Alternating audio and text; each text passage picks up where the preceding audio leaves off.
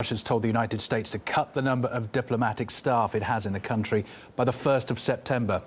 It's a move that follows the approval of new anti-Russian sanctions by the Senate in Washington. We can go live to central Moscow now. Our correspondent Kate Partridge is across developments. Kate, hi again. The Russian Foreign Ministry is really not mincing its words, is it? Hi there, Colin. No, they're not. I mean, let's look at the context of where this all started. And this actually began back in December when the US expelled some Russian diplomats and confiscated some diplomatic buildings, basically some compounds. Well, it's taken a while for Russia to respond. But as you said, the context now is in light of the new sanctions that have been voted by the Senate. And what's happened is that Russia has effectively responded in kind. It's saying that the same number of diplomatic staff, also technical staff, that they have in America must be responded in kind with the Americans across the whole of Russia. This is not just Moscow. So we're looking at, as you say, 455 people by the 1st of September. What they've also said is that they want to stop the Americans having access to certain warehouses and also what they call a diplomatic compound. Now, that's not an embassy or anything like that. It's effectively what they call a dacha, which is effectively a leisure complex out in the forest near the city. But what they're saying is that Russia is responding tit for tat for what America has done, and also will continue to do that if America unilaterally decides to cut back on diplomatic staff. But what they've also said, the Deputy Foreign Minister has said, is that they will go further. They will go beyond cutting diplomatic staff and also access as well, because they feel there's been what they call a rise of Russophobia on Capitol Hill. Now, the Russians feel that they've acted in a kind of normal way. They've tried to normalise bilateral relations between the two countries, despite the fact that sanctions have gone ahead. But they also feel it's time for these new measures in light of what they feel is a new, more aggressive American foreign policy, as we can hear. These sanctions once again show how aggressive the US is in conducting its foreign policy. Using exceptionalism as an excuse, the US arrogantly ignores the interests of other countries. Well, as we hear there, American exceptionalism, this is something that the Russians feel that it's something that they don't think is appropriate, and therefore they've taken this particular action. OK, now we know exactly what the Foreign Ministry thinks. Anything from the key officials in the building behind you? Well, yes, I mean, this has all come about, I mean, less than a day, as we said, over the fact that the Senate had voted on these new anti-Russian sanctions, and only needs Donald Trump's signature, really, to make it go ahead. But the feeling here, and particularly, as you say, in that building behind me, is that these new sanctions are actually punitive. They punish companies trying to do business with the Russians, particularly the energy companies. And that's not just American companies either. The ramifications are also global. Well, President Putin said that Russia had been patient for long enough, and he felt that it was about time that there would be a response, and that a response would become pretty soon. Mr. Brown. Mr. Burr. These sanctions are completely illegal. They go against international law and the rules of the World Trade Organization. We're being very patient and very reserved, but at some point we will have to respond. We can't endlessly tolerate aggressive behavior towards our country. These actions can be perceived as aggravation, and I would even say exceptional cynicism.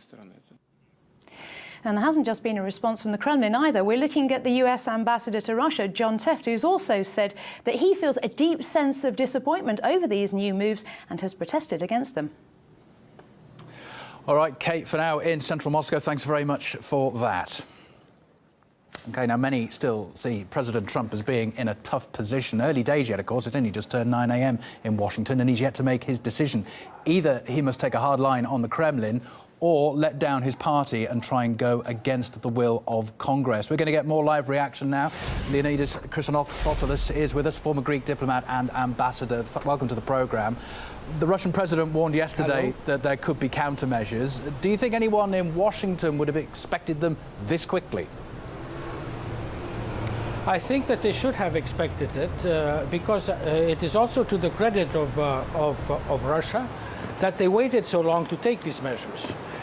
They gave an opportunity to the new administration to ameliorate the relations between Washington and Moscow, in spite of the fact that there was a good meeting between Trump and Vladimir Putin in Hamburg.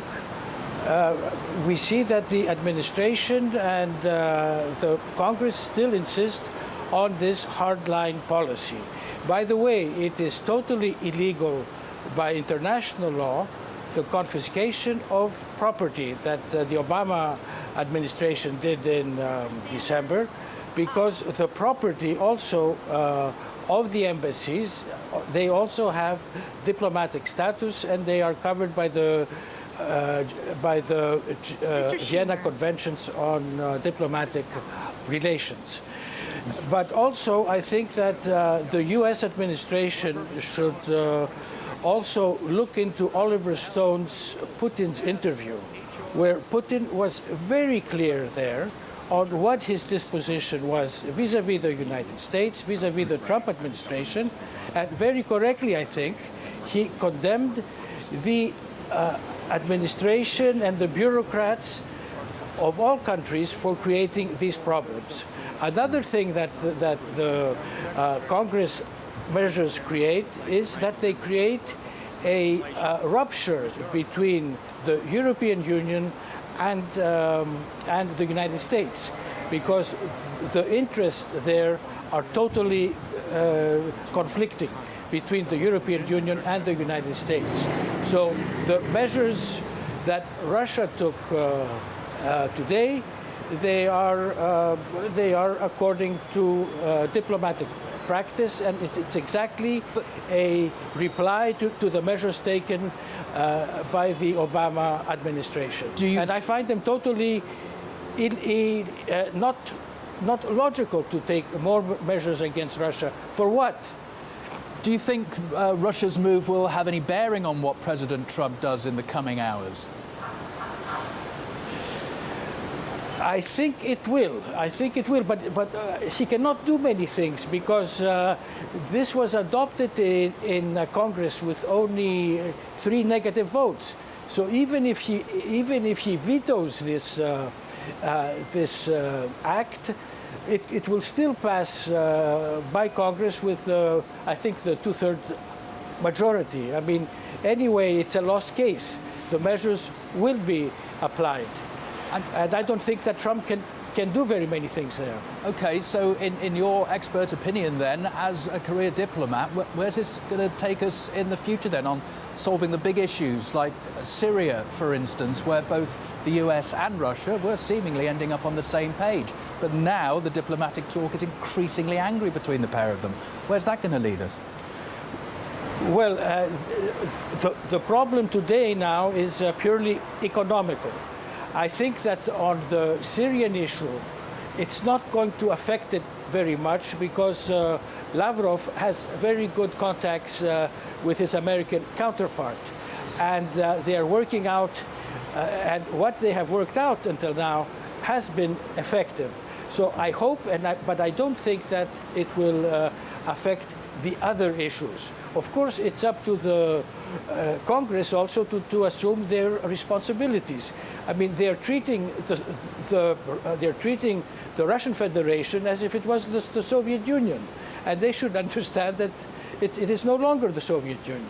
This is what they have to put into their minds. Some 21st century thinking's needed. Okay, for now, Leonidas Chrysanthopoulos, a former Greek ambassador, thank you very much for joining us on RT.